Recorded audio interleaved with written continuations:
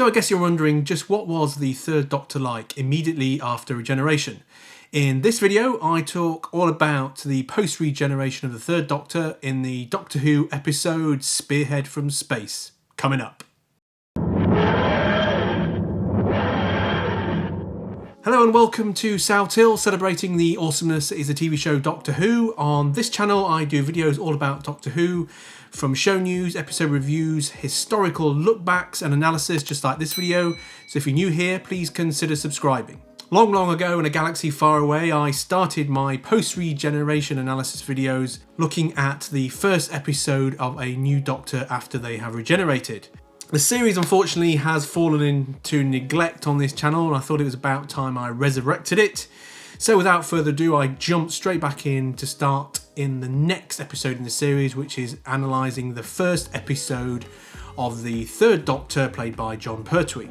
The first thing of note is this is the only regeneration episode that we actually saw on screen, bar 7 to 8, where the Doctor, the new Doctor, doesn't inherit the kind of the permanent companions of his predecessor. So we got 1 till 2, no, 3 till 4 had someone, 4 till 5 had someone, 5 till 6 had someone, 6 till 7 had someone, we don't know, 8 till 9 doesn't matter, 9 till 10 yes, 10 till 11 yes.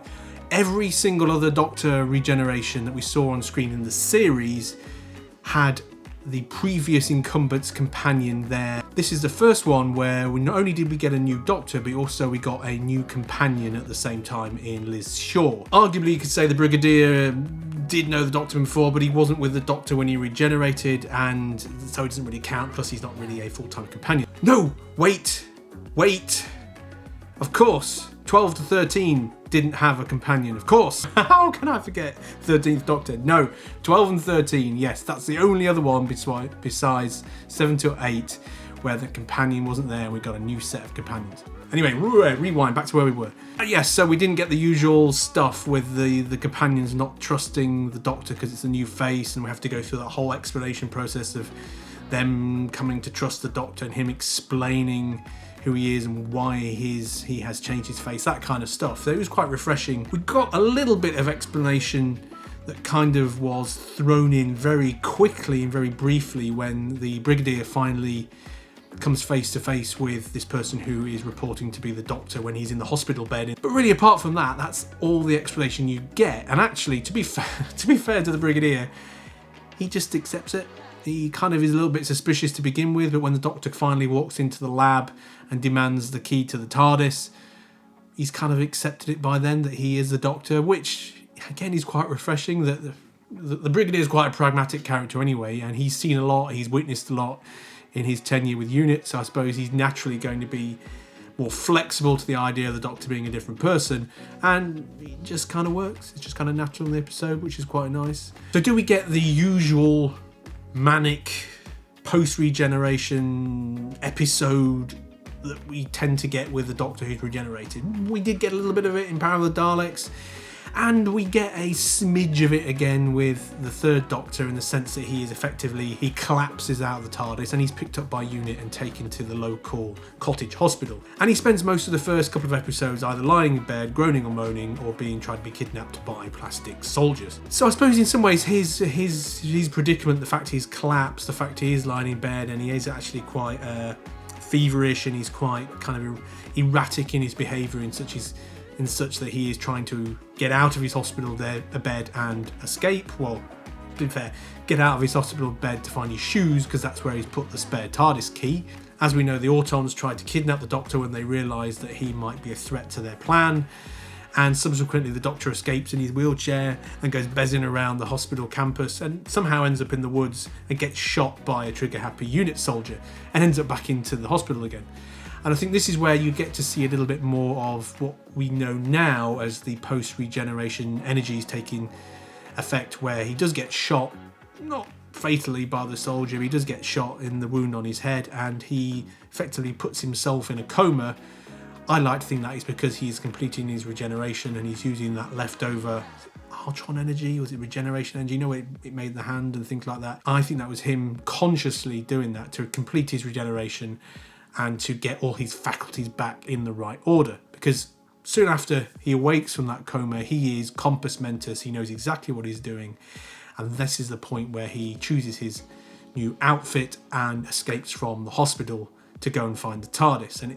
So it's very much at the point where he reawakens himself from the coma. He becomes 100% the new Doctor.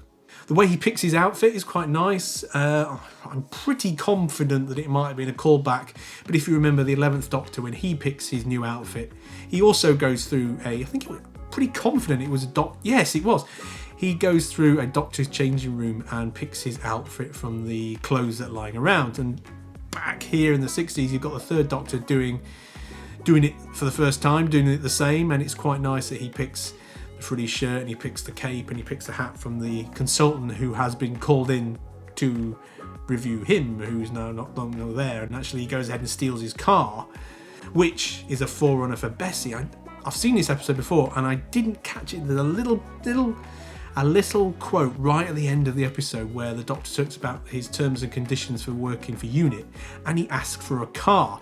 Now, I just never heard that before. I think following that, once the Doctor gets his outfit, once he finds a TARDIS with, again, I've never seen this done before, a homing watch. He points to his watch and says, this homes in on the location of the TARDIS. Have we ever seen that again in any other incarnation of the Doctor, in any other episode, him wearing a homing watch? Don't know. And likewise, the metabolism lock on the key. I think we've seen other things about how we can open the TARDIS, obviously clicking the fingers, the TARDIS naturally opening and things like that. But have we seen the genetic lock on the key as well? Not too sure. I'm sure other companions certainly knew who have used a key to open it before. But certainly once he's back in the lab with Liz Shaw and he's investigating the antics of the Autons and what is going on in the plastics factory, it is all new Doctor. Regeneration has gone, the second Doctor has completely been dispensed, and apart from the classic rubber-faced bit with the mirror, that is all the reference you get to regeneration. There is one point in this episode, Spearhead from Space, where you do see a little bit, just a little bit of the second Doctor coming through in the third Doctor's performance. If you remember the bit where the Doctor persuades Liz to steal the key for the TARDIS from the Brigadier, and he takes the key, goes into the TARDIS because he's going to find his science experiment, his lab, and then tries to escape, and you see the TARDIS going, and the Brigadier gets really annoyed because he's saying that's what he's going to do. And he comes out and there's all the smoke, and the Brigadier proceeds to tell him off about trying to leave. He sits down in the lab, he kind of swings his legs, and he kind of looks a bit dejected and a bit childlike, and that really reminded me of the second Doctor. For me, I think the introduction of the third Doctor feels very organic. It's certainly one of the most organic ways of introducing the Doctor that I think I can remember. The way he goes from an invalid in the bed to the full-fledged, fully formed third Doctor is done in a really nice organic way through the storyline, and it doesn't feel forced, it doesn't feel shoehorned in. In fact, it becomes part of the Spearhead from Space storyline as the Doctor is woven into what's going on with the Autons on the plan they've got to dominate Earth. And by the end of it, you've actually forgotten that the second Doctor has regenerated into the third Doctor in the first place. So what do you think of Spearhead from Space? What do you think of the regeneration from the second Doctor into the third Doctor? Stick a comment in the comments below and let me know what you think. So if you haven't done so already, please subscribe to this channel and ring the bell. Likewise, if you appreciate this video, please give it a like. Sao Til is all about celebrating the awesomeness that is the TV show Doctor Who. I'll be back soon with some more Doctor Who related videos, as well as some more videos in this post-regeneration and analysis series. Until next time, cheerio for now, bye bye.